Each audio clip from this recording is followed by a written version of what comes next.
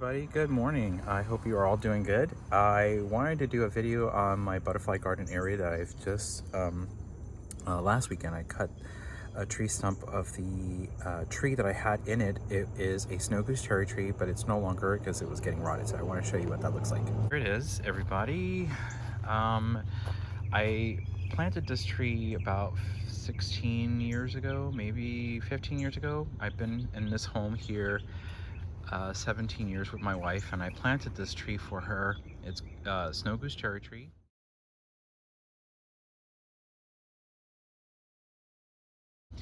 And I named it, well, when I first planted the original tree, it was named Love Blossom.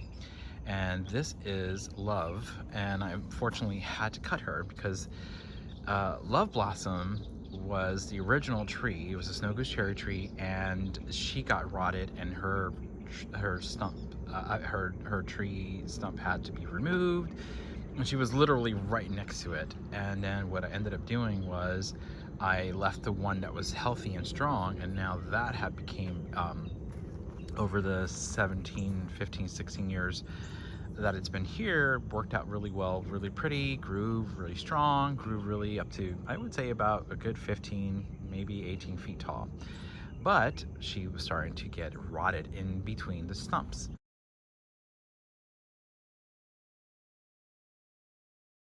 So I'll show you the video. I'll add it here in this video here, but I just wanted to show you I had to cut her by hand and a chainsaw, electrical chainsaw. I do not recommend that because that was very, very hard to do. But anyway, I was able to start to bring back the ground here. I put some pine, oh my gosh, I can't even get the word out. It's a soil conditioner, pine bark, with some topsoil, some organic matter, trying to replenish this area. I got all this other area to keep working through. I have got some irises here, some bearded irises that I've collected over the years, and of course they spread. I'm really excited about that, but now that we've got the ground open, I'm sure that this will kind of get back to a better state, because I think two things: it was rotted, and the other thing was that it was sucking up a lot of the nutrients that's been in this area. All this area had some butterfly hosting and nurturing type of plants like buddleia, lantana. There have been a couple of things, and salvia, a couple of things that I've been putting in here that did not do really well over time. I think over time the tree grew big, and then it just too much shade, and some of the plants needed full sun, that kind of thing. So I had to remove it. More so because of the bark, that the trunk was getting rotted, and I didn't want to cause trouble, and the roots are starting to cause trouble in my driveway. Can't really see it here, but there's some cracking going on. Not happy about that, but you know, overall I think it was the right thing to do. So I planted some new Rose of Sharon right here. So she's from the backyard. I had it was just doing really well back there.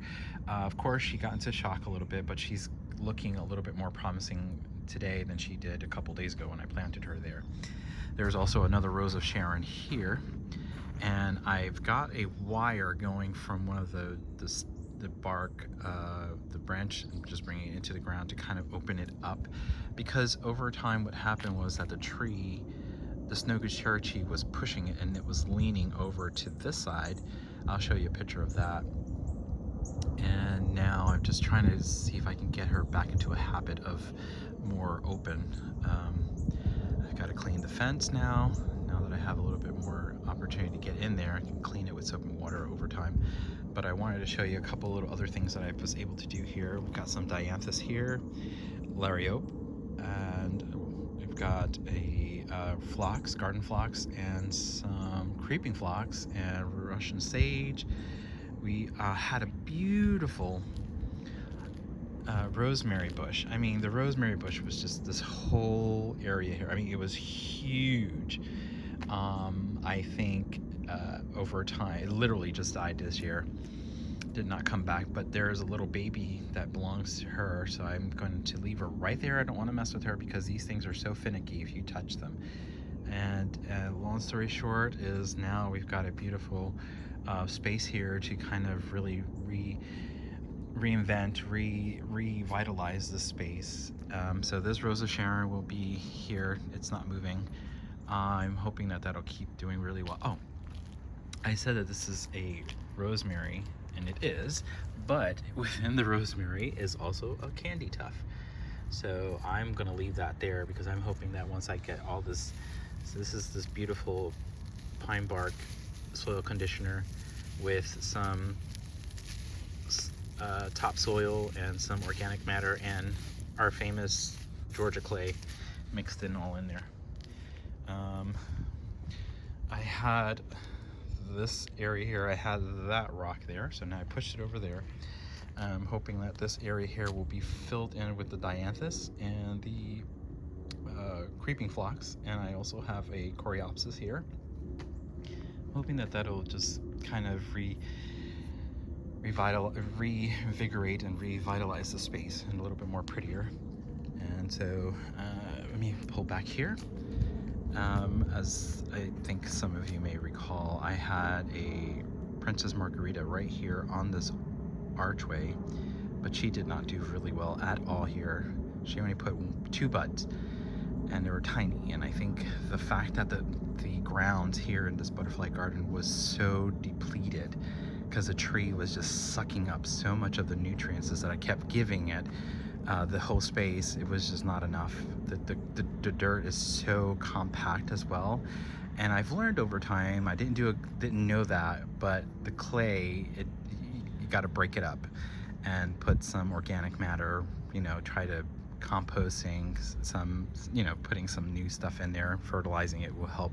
So that's what I'm learned to be doing, and I'll be doing that for the next, you know, moving forward. Right here's some more dianthus.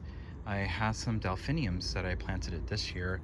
I don't know their habit. I don't know too much about them, but they dried up very quickly, so I don't know if it's because the nutrients was being taken away from them.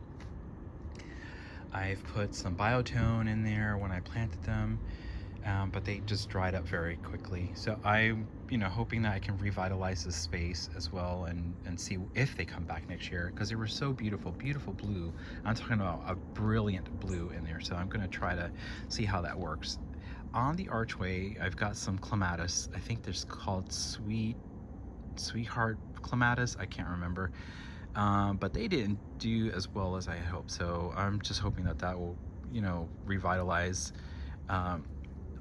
that space, you know, bring it back to life here. Let me go back here a little bit here. This is another Rose of Sharon. She's been doing really well over the years. And so I'm hoping that this Rose of Sharon, that Rose of Sharon, and this one here will kind of fill in a little bit and start doing something, because when you'll see in my video the archway, it was just like almost a magical entrance, the secret garden kind of entrance, and I was really enjoying that, but I had to cut the tree, sadly. My wife was not happy, but she understood. Anyway, here is Liriope. I've got some brown-eyed Susans here. They look very spent, but I'm going to leave them alone because the birds will really enjoy that over the winter time.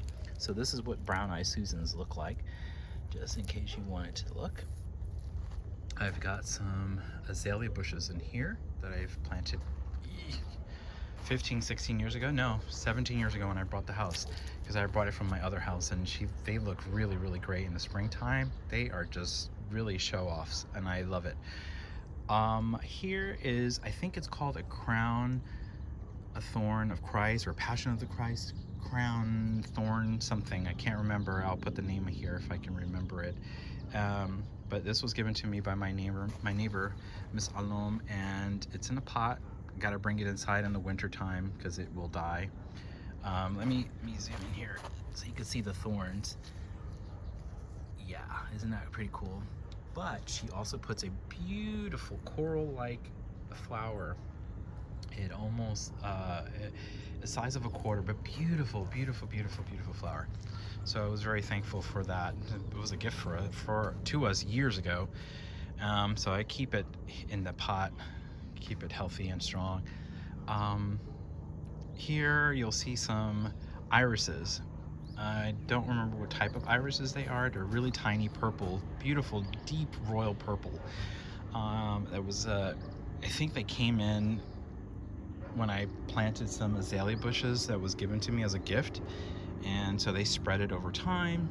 So I'm not worried about that. There's also some, I can't say they're weeds, but they're flowering plants. Let me show you what that, hey you, there's a little hummingbird. Let me show you what that is. It's this guy here. I don't know what that is. So, let's see. Yeah, so you can see that. And I have to, it's just there in the garden. So, anyway, so that's, and then there's also a canna lily, and also I just literally just cut this, but it's obedient, the obedient plant, dragon plant, I think. Can't remember the name, but that's a beautiful one. And then on this side is all the irises and cannas and roses, some wild roses over there. And so this is what the butterfly garden looks like from this angle. And it just, you know, enters into the backyard. And I'm really excited about the promise of this space. So let's see how that comes out in the next few, I'd say another year. It's not a major project, but it's something that I had to do because I was worried about the tree trunk. So, you know, I'm not happy about that I had to cut this tree because it was a gift to my wife many years ago. But sometimes those things happen in the garden, and I think at the end of the day, we have to be able to know that the garden does change a lot. But anyway, I hope you guys are enjoying. I really enjoy getting to just share my little small progress. I'm not, you know, a avid, I don't post a lot or often because I do work full time and it's kind of hard for me to do that. But I so enjoy watching these great other great YouTube influencers like Laura from Garden Answer and Jim Putnam, the Hortube page, YouTube page, Hooked and Rooted with Steph, also Carol Klein, another one of my favorites. She's like, love her. And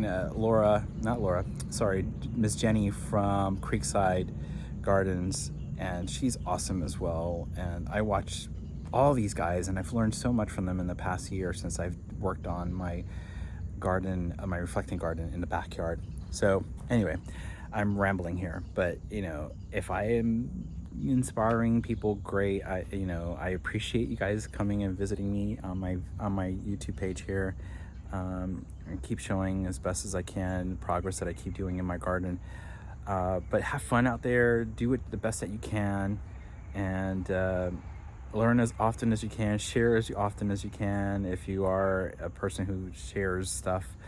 Oh, there's another person I just thought of, I can't remember her name right now, but I follow her all the time as well.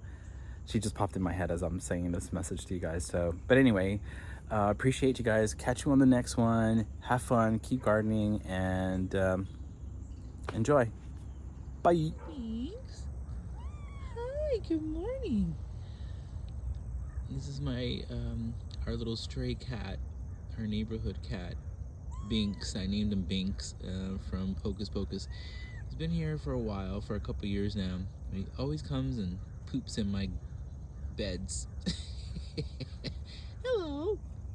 How are you? You okay? Silly cat.